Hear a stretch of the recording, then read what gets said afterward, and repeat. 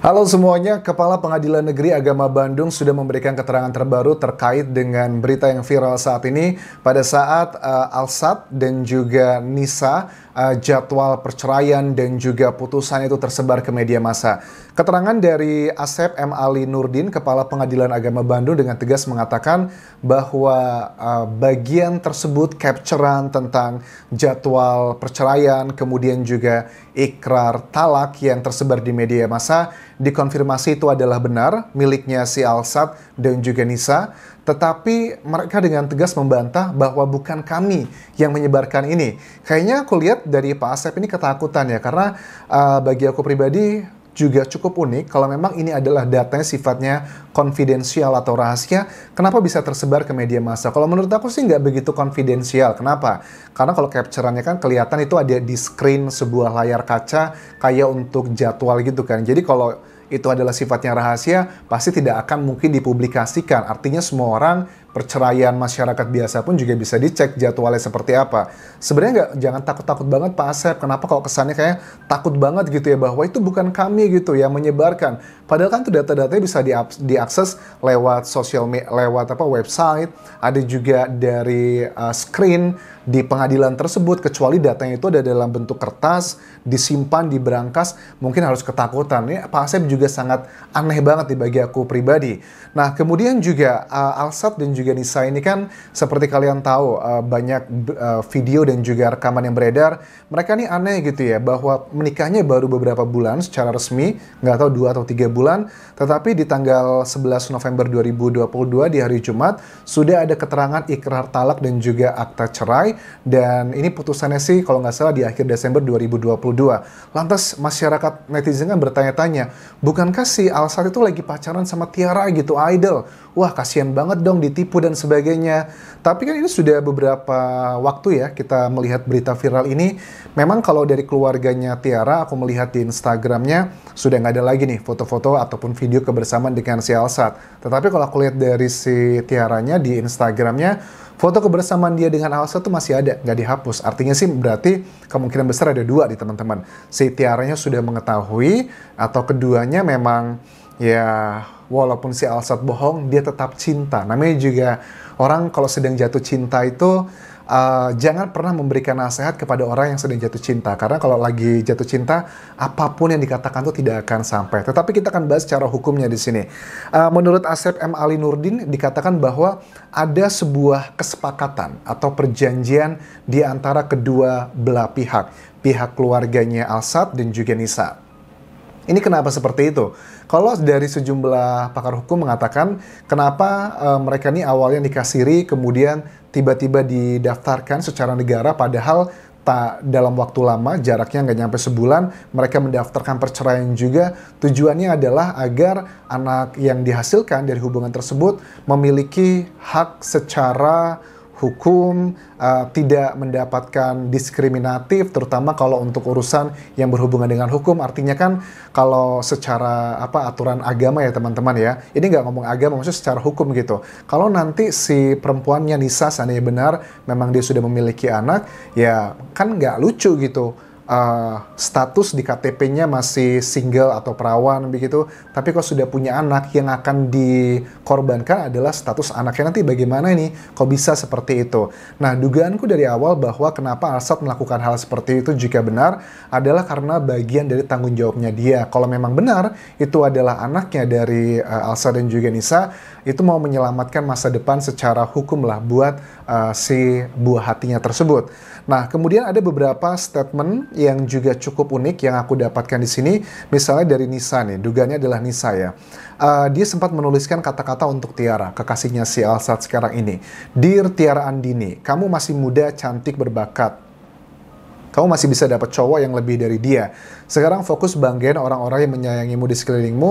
Kamu sudah memiliki karir yang cemerlang, fokus berkarya dulu. Saya memang gak terlalu kenal dekat dengan kamu personil.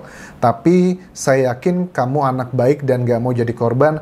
Semoga dibaca Yati, ini tulis Nisa.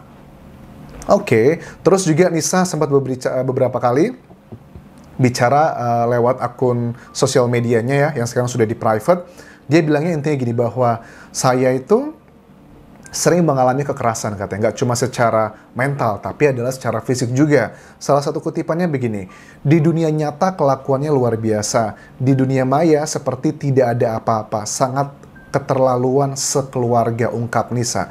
Tidak menyebutkan namanya siapa, tetapi ya siapa lagi gitu kan ya, karena memang itu yang sedang menjadi pembahasan di media nasional. Oke, tapi gini ya teman-teman, aku juga menarik pada saat Kepala Pengadilan Agama Bandung bilang ada kesepakatan antara kedua pihak. Biasanya kalau kesepakatan itu sudah selesai, ya nggak ada lagi permasalahan yang diperdebatkan. Tetapi yang aneh adalah kenapa sekarang ini muncul dan rame, pasti ada sesuatu. Kalau secara pribadi katanya saya kenal Alsat itu karena dia punya binatang aja. Dan pada saat ditanya sama wartawan, Pak, pernikahannya kok cuma 2 bulan ya? 2 bulan didaftarkan pendaftaran pernikahan, kemudian 2 bulan kemudian langsung cerai. Kok bisa secepat itu ya? Dari Pak Asepnya bilang, oh mohon maaf, itu adalah materi persidangan yang tidak bisa kami sebarkan, itu harus tanya langsung ke orangnya.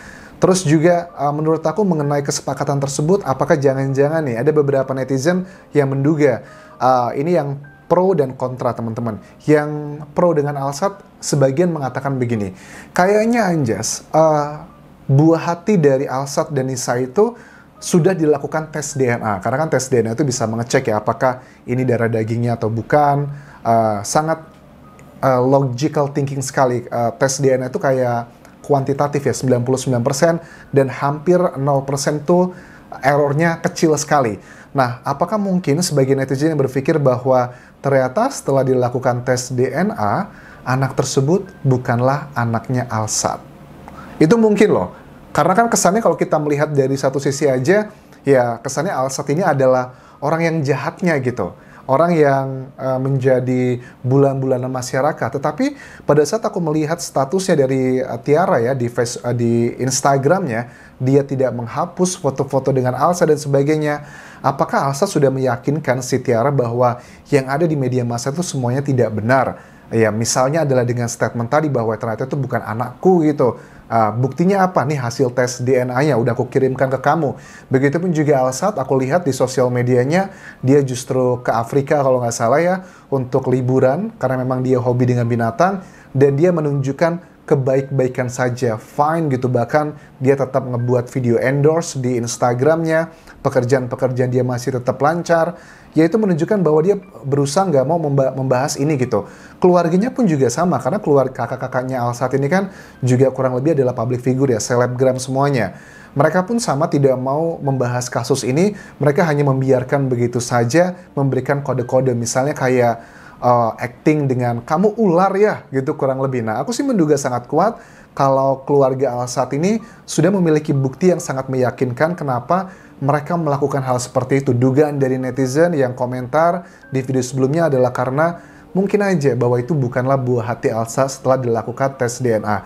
Sebenarnya untuk melakukan tes DNA itu apakah bisa dilakukan tes DNA pada saat ibunya itu sedang hamil? Aku kurang begitu paham, tapi kalau aku nggak salah pernah dengar, setelah kehamilan di atas 6 bulan tuh sebenarnya bisa dilakukan tes DNA teman-teman, tapi mungkin prosesnya akan jauh lebih sulit dan juga lebih mahal dibandingkan kalau tes DNA dengan bayi yang sudah lahir. Kan tes DNA itu cukup simpel ya, bisa diambil dari cairan dari mulut bayi, harus ada dua belah pihak ya, atau dari rambut, atau dari potongan tubuh dan sebagainya, darah dan sebagainya. Itu adalah untuk menyocokkan apakah ini berhubungan secara biologis atau tidak untuk tes DNA-nya. Nah, dugaan masyarakat ini adalah mengenai hal tersebut. Jadi kita nggak tahu nih apakah benar atau tidak, karena Alsat kan dan keluarganya diam 1000 bahasa. Nah, sementara bagi yang kontra dengan kontra dan pro lah, atau yang mana bolak-balik gitu, dia mengatakan bahwa ya Alsat ini adalah salah satu bentuk kayak pria tidak bertanggung jawab begitu, tiba-tiba menghilangkan begitu aja. Bahkan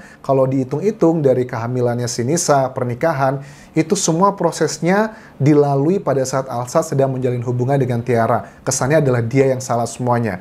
Tetapi sekali lagi, kita kan hanya baru mendengarkan dari satu sisi aja. Dari sisinya Nisa itu pun tidak secara komprehensif, dia hanya membuatkan statement lewat Instagram dan juga sifatnya hanya sindiran-sindiran saja, dan Alsatnya pun diam aja, Tiara juga diam aja. Jadi nggak fair kalau kita hanya mengejudge dari satu sisi aja. Kita akan coba lihat nanti perkembangannya seperti apa. Apakah benar DNA yang dimiliki oleh buah hati tersebut bukanlah cocok dengan biologisnya Asad atau ada pria yang lain, ini akan menjadi teka-teki berikutnya. Karena Tiara tidak menghapus foto-foto kebersamaan dengan Asad, yang itu mengindikasikan bahwa mungkin Tiara sudah mengetahui semuanya dan dia sudah tahu kebenaran sebenarnya yang tidak seperti berada di sosial media. So that's really interesting. Ini pelajaran buat kita, kalau memang sudah terjadi hal yang tidak diinginkan seperti itu, paling tidak anak harus menjadi prioritas dan diselamatkan semaksimal mungkin, paling tidak adalah untuk urusan yang berhubungan dengan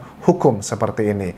Terima kasih sudah menonton, sampai ketemu lagi di video berikutnya. Tinggalkan like dan juga komen, subscribe channel YouTube ini, juga follow Instagram dan Facebook pageku, Dian Yasa Semara. Sampai jumpa.